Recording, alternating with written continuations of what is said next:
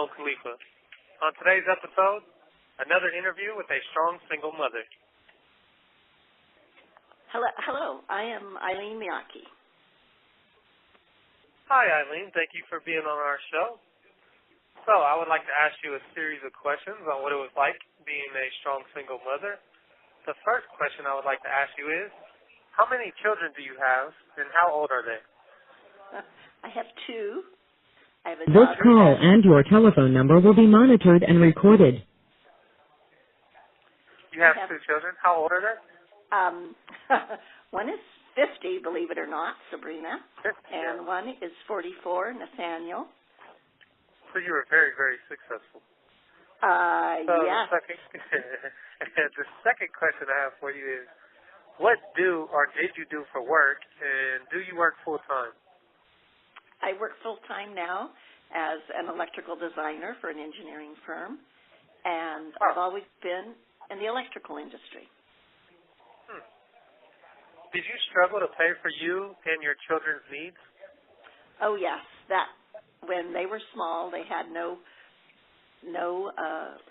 father support, and so I provided them with their food and home and clothing and keeping them healthy, and it was really rough, and I am sure that all single mothers are, but today I would have done some things different. I would have been more willing to ask for help because there was always help. I just didn't know how to ask for it. Oh, wow. Yeah. Can you describe your financial or emotional struggles throughout the years? Well, I was always happy. I always tried not to look at yesterday because that would just be depressing. So I always looked for the day that we were in and make sure that day was the best day that I could live and provide for my children. And then I always looked in the future for things that would be better. I know you touched on this a little bit, but I would still ask you, did you get any emotional support from family, friends, or community? Oh, yes. I have a twin sister. She gave me support in her own little ways, and my mother and dad did. My mother helped me every year for the kids for clothing, and then mostly I had friends that when the bills couldn't be paid, I had friends that they would help me out, and then the next month they would be dire near, so I would help them out, and that's pretty much a good support system that was mostly because I lived away from my family, and so that's where I got that. Oh, okay. Work friends. Can you describe a typical weekday while single parenting two children? Oh, wow. That was getting up two kids, making sure that I packed their lunches if I was able to pack them or if they were going to get a free lunch. And then I would make sure that they got one to daycare and one to school. And then I would work back then from like 8 o'clock in the morning till 6 in the evening. And then I would have arranged to pick them up. We would go home, make dinner, and just visit about school and help with homework. And then everybody go to bed again, and we'd start in the morning. Until as the kids got older, then I moved into the same industry, but a different job. And we were fortunate because I was very lucky. I had a company car. So that was... This call and your telephone number will be monitored and recorded. So I was lucky, and I had a philosophy back then. I read a book called Quantum Leap, and it said to just plan for 5 years where you're going to be, and you'll get there. And that's what I did all my life. Every year I would plan for the next 5 years, and a year or two later I'd be where I thought I would be, and it just kept going and going until they both finally got out of college, and now they're living their lives, and it was all had to do with love, I think. I think that love is all that mattered. You have some very good philosophies there. I really like them. What was your favorite part about what is your favorite part about being a grandmother? Oh, my God, there is nothing better than being a grandmother. I have 6 grandchildren, all boys, and there is nothing like it. No. It is worth suffering through some of the traumas of having your children growing up and being teenagers. It is very worth it once they get into life and they have kids. Oh, my gosh, it is. I can't even imagine not having had children so I could have grandchildren. Oh, wow. That's the truth. What was your biggest struggle when you were being a single mother when raising kids? Oh, not having enough money for daycare and not having any. The biggest struggle was not having any support from their father because he didn't seem to care whether they ate or whatever or had a house or had clothes. And that was the hardest part, was knowing that. That was the hardest part. But I did pretty good. Yeah.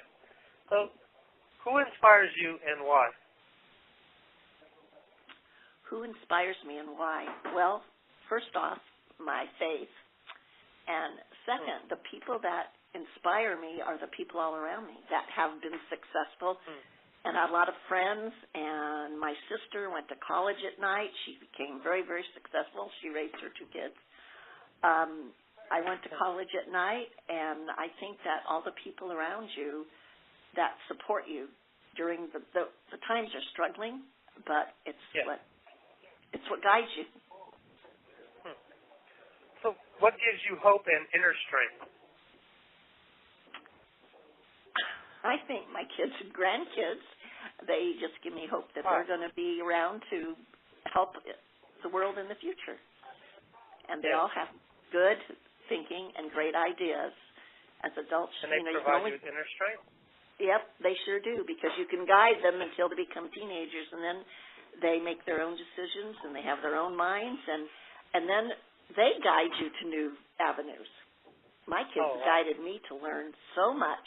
I learned more from my kids than I ever did from school about life. It's a great outlook. Cool. Do you think there are enough resources for mothers in your position to help with parenting or even self-care? If not, what kind of program would you implement if you had the choice to?